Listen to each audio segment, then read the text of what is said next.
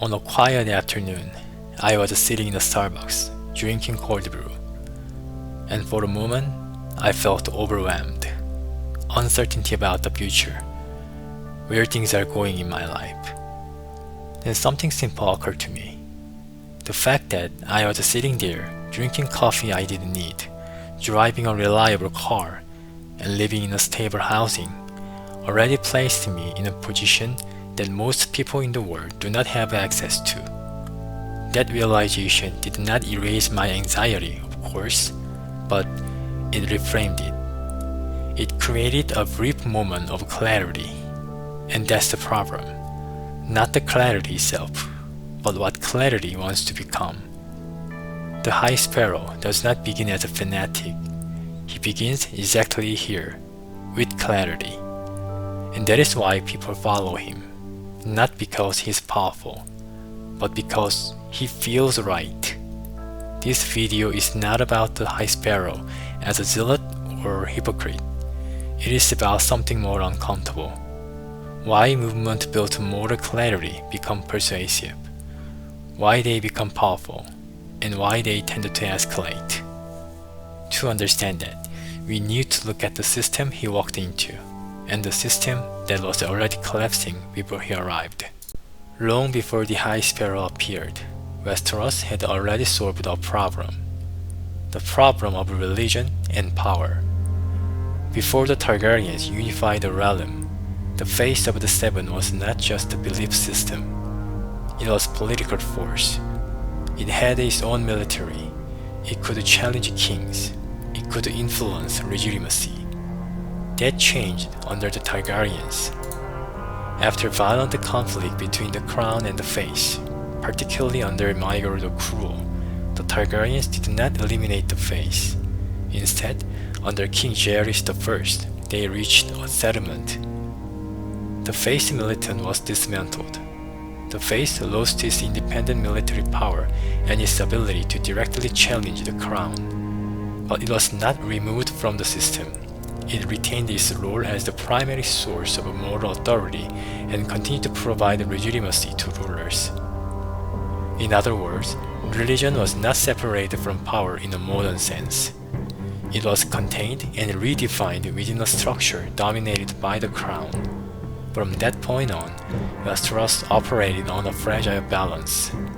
Power belonged to the crown and the nobility, meaning moral interpretation and judgment belonged to the face.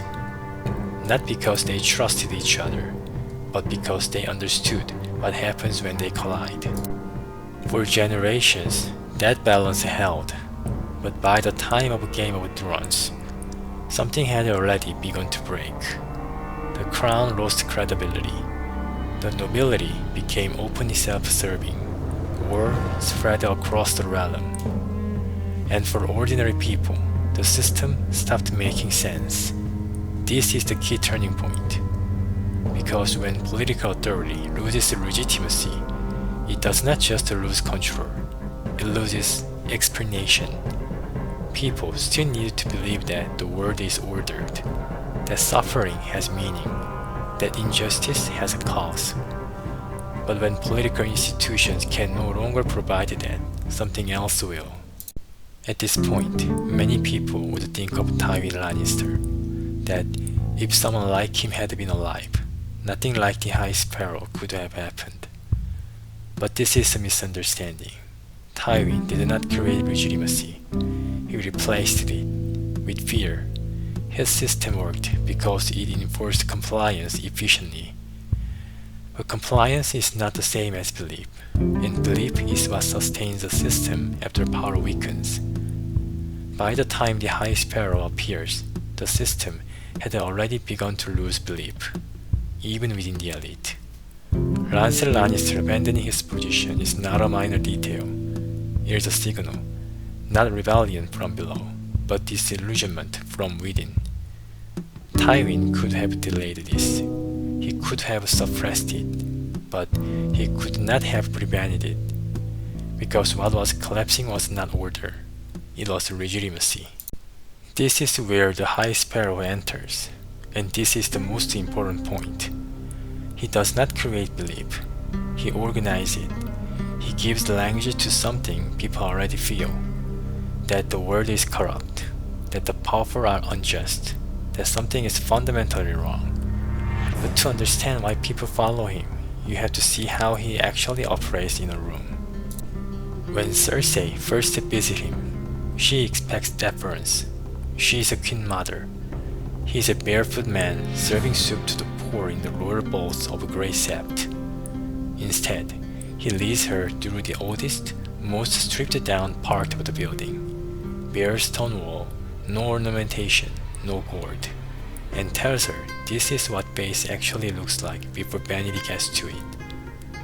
Then he turns to her and says something like, "Strip away the gold and the ornaments, knock down the statues and the pillars, and this is what remains, something simple and solid and true." And then the pivot, quiet, unhurried. What will we find when you strip away your finery?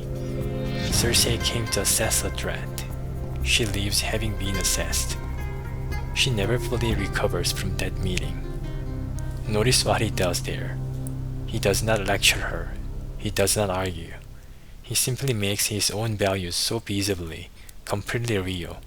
The bare feet, the soup, the unadorned stone, and her world of gold and politics suddenly looks like the performance, and his looks like the truth. This is why people follow him, not because he forces them, but because he makes their experience intelligible. The corruption is real, the inequality is real, the suffering in Flea Bottom is real. He is not inventing a grievance, he is naming one that already exists and handing it a shape. When Olenna Tyrell threatens to cut off the Tyrell grain supply to King's Landing, a genuine, devastating power move, the High Sparrow doesn't even flinch. He asks her simply, "Have you ever sowed a field, Lady Olenna? Have you ever reaped the grain? Has anyone in House Tyrell?" It is not an argument, it's a meter, and Olenna, one of the sharpest political minds in the show, has no clean answer to it. When the High Sparrow eventually turns his attention to King Tommen, he doesn't use intimidation. He uses gentleness. He talks to Tommen like a person, not a king. He validates him.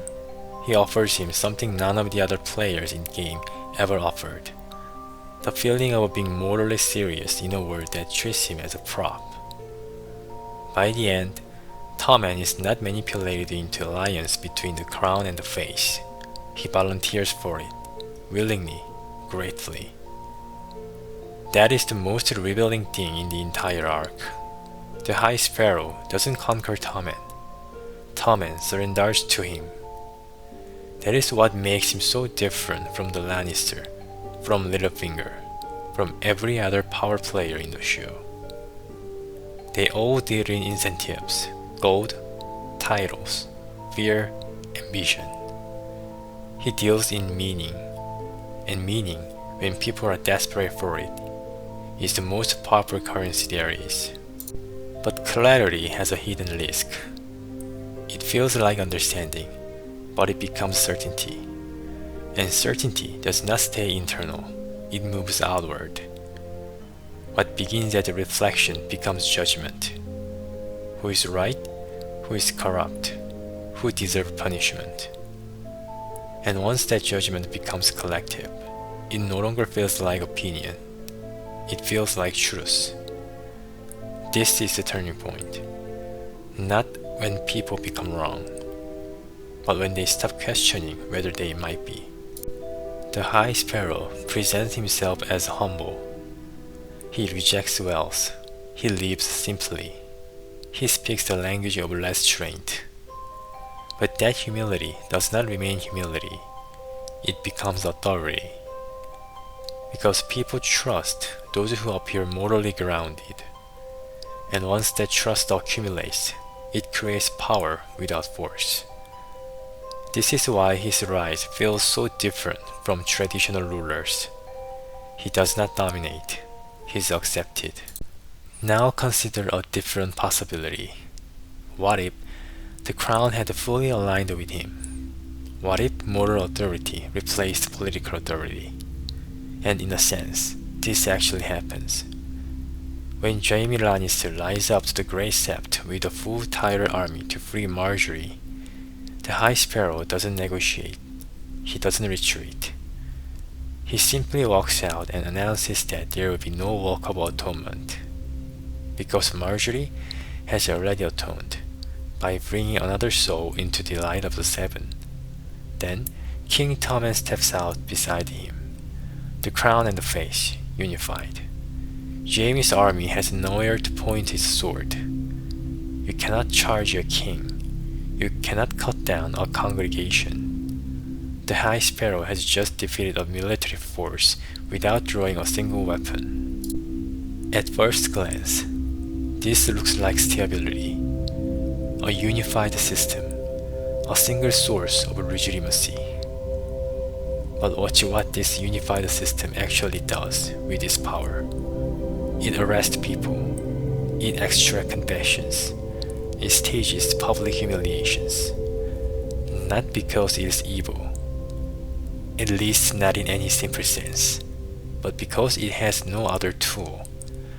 Because the crisis in Westeros was never primarily moral, it was structural. Civil war had fractured the realm, harvests were failing, trade routes were broken. The small folk of King's Landing were starving not because the nobility sinned, but because the political system had collapsed. The High Sparrow correctly identifies that something is deeply wrong, but he misidentifies the source. He locates the problem in personal sin, in Cersei's adultery, in Rora's sexuality, in the High Septon's visit to brothels. Individual moral failures, one by one. But the wars would not have stopped if every noble had been perfectly chaste. The food would not have arrived. The alliances would not have endured. The incentives that drove the violence, succession, territory, death, those remain entirely untouched by penance. A moral regime does not solve a structural crisis. It simply reinterprets it. This leads to something almost inevitable. When a system cannot explain suffering structurally, it explains it morally. Someone must be blamed. Someone must be punished. The pain has to come from somewhere. And if the answer isn't the system, the answer has to be a person. And there is something worth noticing about how it ends. The High Sparrow dies because he cannot imagine that Cersei would destroy the Sept itself.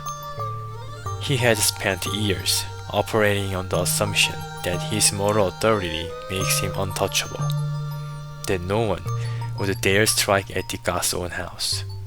That certainty, the same certainty that made him powerful, is what kills him. He cannot conceive of an enemy who simply doesn't accept his framework. Cersei doesn't argue with his moral logic. She doesn't try to out-preach him. She just burns it down. And the system that had no answer for structural problems has no answer provided by her either. It is a brutal ending, but it is a coherent one. A movement that explains everything through sin will always underestimate the people who feel no guilt at all. This is why the High Sparrow feels familiar, not because we agree with him, but because we recognize the pattern. Our own history has no shortage of a movement that began with a genuine diagnosis, real inequality, real corruption, real suffering, and then built systems that made things worse. Revolutions often began with legitimate grievances about injustice, yet ended with cycles of violence and purge, where the logic of moral purification consumed thousands, including many of the revolution's own architects. The pattern is not that original insight was wrong.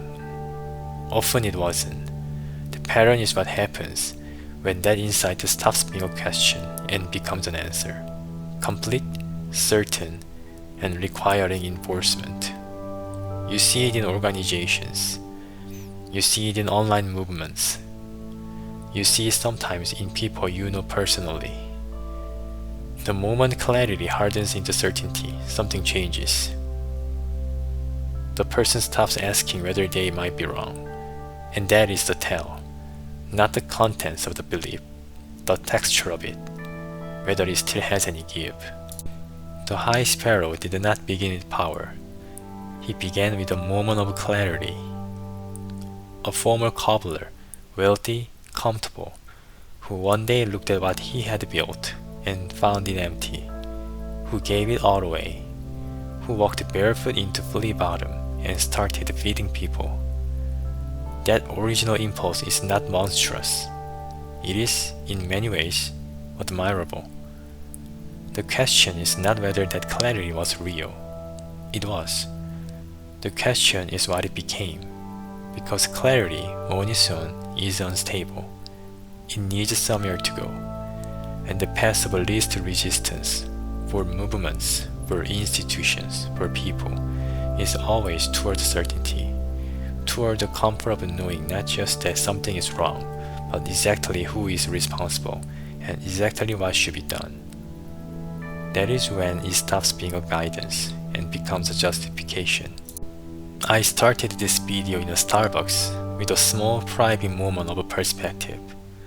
The starting point is similar, a sudden sense that you see the world more clearly than before. The High Sparrow's story is not a warning against that feeling. It is a warning about what happens when you stop treating it as a feeling and start treating it as a fact. When you stop holding it and let it hold you.